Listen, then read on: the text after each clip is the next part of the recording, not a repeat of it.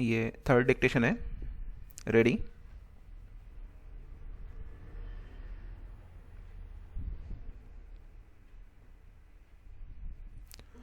इसके आधार पर यह मान लेना सही नहीं होगा कि कोरोना की छुट्टी होने ही वाली है।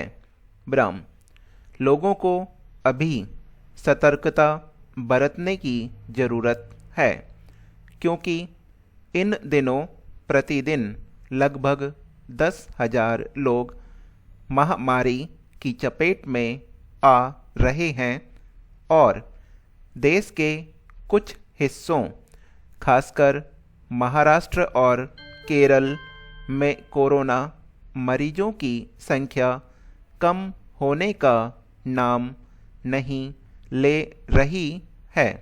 ब्राह्म, मुंबई में तो कोरोना मरीजों की बढ़ती संख्या के चलते सख्ती बढ़ाने की जरूरत जताई जाने लगी है।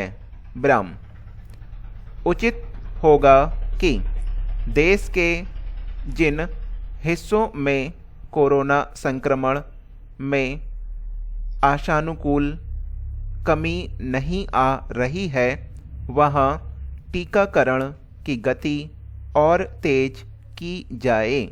ब्राह्म, इसी तरह यह सही समय है कि जो भी टीका लगवाने के इच्छुक हों, उन्हें यह सुविधा हासिल करने दी जाए।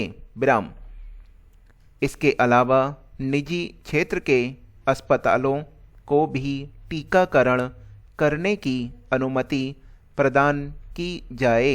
ब्राह्म, उनका सहयोग जितना जल्दी लिया जाएगा उतना ही अच्छा, क्योंकि जिन्हें अभी टीका लगाया जाना है उनकी संख्या बहुत अधिक है। पैरा, राजनीतिक दल और नेता भले ही आरक्षण का खेल खेलकर वोट की राजनीति के तहत जातीय समुदायों को बरगलाते रहें, क्योंकि हकीकत यह है कि आरक्षण भारतीय मानसिकता को झकझोरने के साथ जातीय और धर्म समुदायों में बांटने और उन्हें मजबूती देने का काम कर रहा है। ब्राह्म, रंगनाथ मिश्र और सचरर समितियों ने भी मनमोहन सिंह के प्रधानमंत्रित्व काल में अल्पसंख्यकों के बहाने मुस्लिमों को आरक्षण देने की कवायद की थी, पर सफलता नहीं मिली। पैरा, यह सही है कि एक समय आरक्षण की व्यवस्था हमारी सामाजिक जरूरत थी, लेकिन हमें इस परिप्रेक्ष्य में सोचना होगा कि आरक्षण बैसाखी है, पैर नहीं। प्रश्नवाचक। याद रहे, यदि शारीरिक अशक्तता में सुधार होने की दिशा में चिकित्सक बैसाखी का उपयोग बंद करने की सलाह देते हैं और वैसाखी का उपयोगकर्ता भी यही चाहता है। ब्राह्म, किंतु राजनीतिक महत्वाकांक्षा है कि आरक्षण की बैसाखी से मुक्ति नहीं चाहती। ब्राह्म, शायद इसीलिए आरक्षण भारतीय समाज में उत्तरोत्तर मजबूत बना हुआ है।